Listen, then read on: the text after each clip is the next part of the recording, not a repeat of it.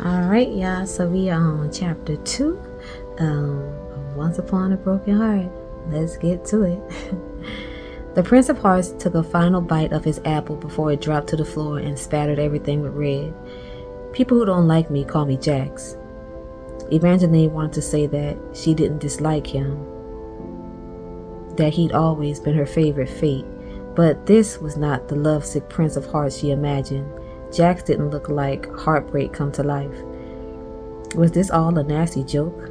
The face had supposedly disappeared from the world centuries ago, yet everything Jax wore, from his untied cravat to his tall leather boots, were of the latest fashion. Her eyes darted around the white church as if Luck's friends might jump out at any moment to have a laugh. Luck was the only son of a gentleman, and though he never acted as if that mattered with Evangeline, the young men he kept company with considered her beneath him.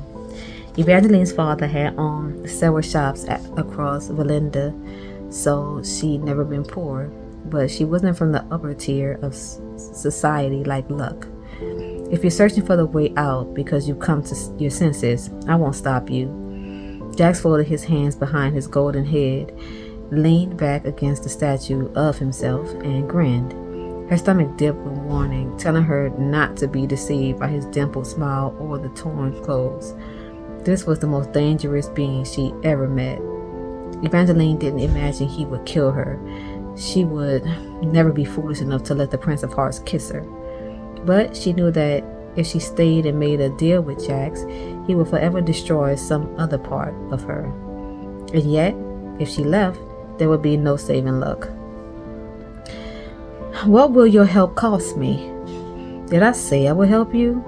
His eyes went to the cream ribbons trailing up from her shoes to wrap around her ankles until they disappeared under the hem of her eyelet dress. It was one of her mother's old gowns, covered in a stitch pattern of pale purple thistles, tiny yellow flowers, and little foxes. The corner of Jack's mouth twisted distastefully and stayed that way as his gaze continued up to the ringlets of hair she carefully curled with hot tongs that morning. Evangeline tried not to feel insulted. From the brief experience she had with his fate, she didn't imagine most things found his approval. What color is that? He waved vaguely toward her curls. It's rose gold, she answered brightly. Evangeline never let anyone make her feel bad about her unusual hair. Her stepmother was always trying to get her to color it brown, but Evangeline's hair, with its waves of soft pink streaked through with pale gold, was the thing she liked best about her appearance. Jax cocked his head to the side, still observing her with a scowl. Were you born in the Meridian Empire or in the North? Why does it matter? Call it curiosity. Evangeline resisted the urge to return his scowl. Normally, she loved answering this question. Her father, who liked to make Evangeline feel as if her whole life were a fairy tale, had always teased that he found her packed up in a crate along with other oddities that had been delivered to his shop. That's why her hair was pixie pink, he'd always said, and her mother had always nodded with a wink. She missed the way her mother winked and her father teased. She missed everything about them, but she didn't want to share any of their pieces with Jax.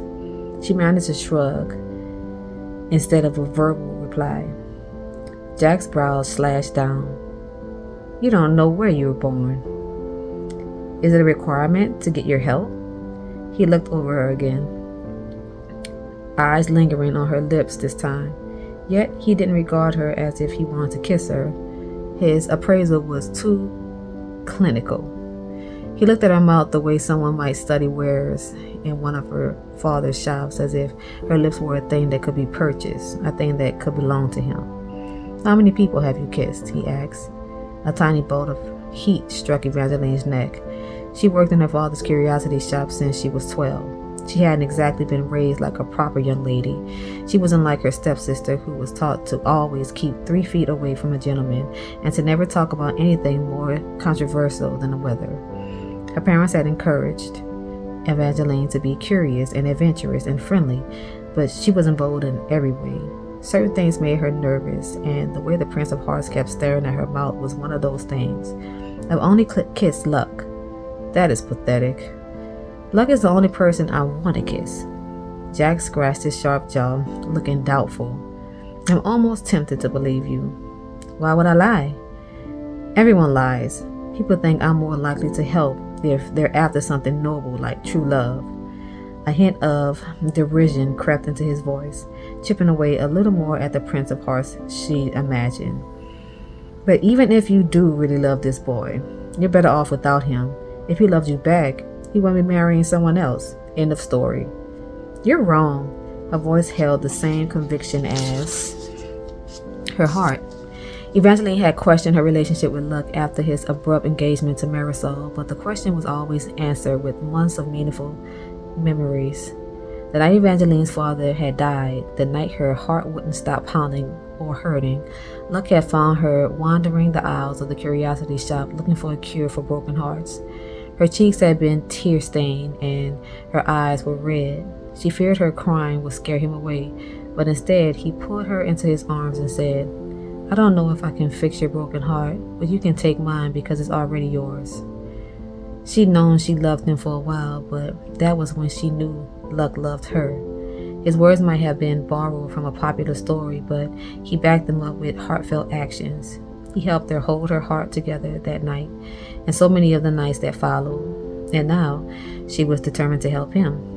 Proposals and engagements didn't always mean love, but she knew that moments, like the ones she shared with Luck, did. He had to be cursed. As extreme or as silly as it might have made her sound to others, this was the only explanation she could believe. It didn't make sense that he wouldn't at least speak to her, or every time Evangeline tried telling Marisol the truth, she would open her mouth and the words wouldn't come out. Please, begging wasn't beneath her. Help me. I don't think what you want will help you, but I do appreciate a good lost cause. I'll stop the wedding in exchange for 3 kisses. Jack's eyes took on an entertained gleam as they returned to her mouth. A fresh surge of heat rose to Evangeline's cheeks. She'd been wrong about him not wanting to kiss her, but if the stories were true, 1 kiss from him and she'd be dead. Jack's laugh, harsh and short. Relax, pet. I don't wish to kiss you. It would kill you, and then you'd be no use to me. I want you to kiss 3 others, who I choose, when I choose. What sort of kisses? Little pecks or more? If you think that counts, maybe you haven't been kissed. Jack shoved off the statue and stalked closer, towering over her once again. It's not a real kiss if there isn't any tongue.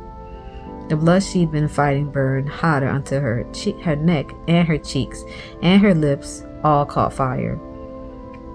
Why the hesitation, pet? They're only kisses. Jack sounded as if he were holding back another laugh.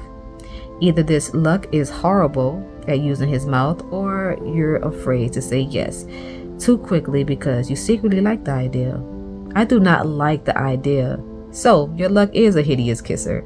Luck is an excellent kisser. How do you know if you have nothing to compare it with? If you end up with Luck, you might even wish that I'd asked you to kiss more than 3 people. I don't want to kiss any strangers. The only person I want is Luck. Then this should be a small price to pay, Jack said flatly. He was right, but Evangeline couldn't simply agree. Her father had taught her that fates didn't determine one's future as their name suggested. Instead, they opened doors into new futures. But doors opened by fates didn't always lead where people expected. Instead, they often led people to new, desperate deals to fix their first bad bargains. It happened in countless stories, and Evangeline didn't want it to happen in hers. I don't want anyone to die, she said. You can't stop the wedding by kissing anyone there. Jack looked disappointed. Not even your stepsister? No. He brought his fingers to his mouth and toyed with his lower lip, covering half of an expression that could have either been irritation or amusement. You're not really in a position to bargain. I thought fates like bargains, she challenged. Only when we make the rules. Still, I'm in a good mood, so I'll grant you this request. I just want to know one more thing. How did you get the door to let you in? I asked it politely. Jack rubbed the corner of his jaw. That's all? You didn't find a key? I didn't even see a keyhole, she answered honestly. Something like victory glimmered in Jack's eyes. Then he captured her wrist and brought it up to his cold mouth. What are you doing? She gasped. Don't worry, I'm still not going to kiss you. His lips brushed over the delicate underside of her wrist. Once, twice, 3 times. It was barely a touch, and yet there was something incredibly intimate about it. It made her think of the other stories that said his kisses might have been fatal, but they were worth dying for. Jack's cool mouth dragged intentionally back and forth over her racing pulse, velvety and gentle, and his sharp teeth dug into her skin. She cried out, "You bit me!" "Relax, pet, I didn't draw any blood." His eyes shone brighter as he dropped her arm. She ran a finger over the tender skin he just sunk his teeth into. 3 thin white scars, shaped like tiny broken hearts, lined the underside of her wrist, 1 for each kiss. When do? Evangeline looked up, but the Prince of Hearts was already gone. She didn't even see him leave. She just heard the door to the church slam shut. She'd gotten what she wanted, so then why didn't she feel better? She'd done the right thing. Luck loved her. She couldn't believe he was marrying Marisol of his own free will. It wasn't that Evangeline disliked Marisol. Truthfully, she barely knew her stepsister. About a year after her mother had died, Evangeline's father had gotten it into his head that he must marry again, that he needed a wife to look after Evangeline in case anything ever happened to him. She could still remember the worry that had replaced the light in his eyes, as if he had known he didn't have much time left. Her father had only been married to Agnes 6 months before he died. During that time, Marisol never stepped inside the curiosity shop where Evangeline spent most of her time. Marisol said she was allergic to the dust, but she was so skittish around anything slightly strange. Evangeline always suspected her stepsister was really afraid of curses and the uncanny, whereas Evangeline and Luck used to joke that if they were ever cursed, it would just prove that magic existed. It was laughably sad that Evangeline now had that proof, but she didn't have him. Even if Jax returned and allowed Evangeline to change her mind, she wouldn't have. Jax had said he'd stop the wedding, and he promised not to kill anyone. Yet, Evangeline couldn't shake the sense she made a mistake. She didn't think she'd agreed too quickly, but all she could see was the gleam dancing in Jack's eyes as he'd taken her wrist. Evangeline started running. She didn't know what she was going to do or why she felt suddenly sick inside. She just knew she needed to talk to Jax again before he stopped the wedding.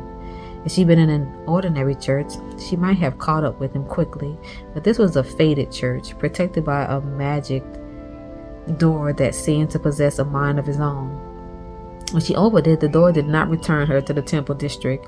It spat her out in a musty old apothecary full of floating dust, empty bottles, and ticking clocks. Tick-tock, tick-tock, tick-tock. Seconds had never passed so fast. Between one tick and one tock, the magic door she just stepped through disappeared and was replaced by a barred window that looked down on a row of streets as crooked as teeth. She was in the Spice Quarter, across the city from where Luck and Marisol were supposed to be wed. Evangeline cursed as she fled. By the time she crossed the city and reached her house, she feared that she was already too late. Marisol and Luck were going to say their vows in her mother's garden, inside the gazebo that her father had built. Crickets filled it with music at night, and birds chirped during the day. Evangeline could hear all their little songs as she entered the garden now, but there weren't any voices. There were just the delicate birds flapping merrily through the gazebo before landing on a group of granite statues. Evangeline's knees went weak. There had never been statues in this garden before, but there were 9 of them now, all holding goblets as if they just finished a toast. Each face was disturbingly lifelike and terrifyingly familiar. Evangeline watched in revulsion as a buzzing fly landed on the face of a statue that looked just like Agnes before flitting off and alighting on one of Marisol's granite eyes. Jax had stopped the wedding by turning everyone to stone. The Okay, that threw me. Why did he do that? Anyways, I guess I gotta wait to chapter 3. I guess I gotta wait. All right. Okay. Well, until next time. Good night, y'all.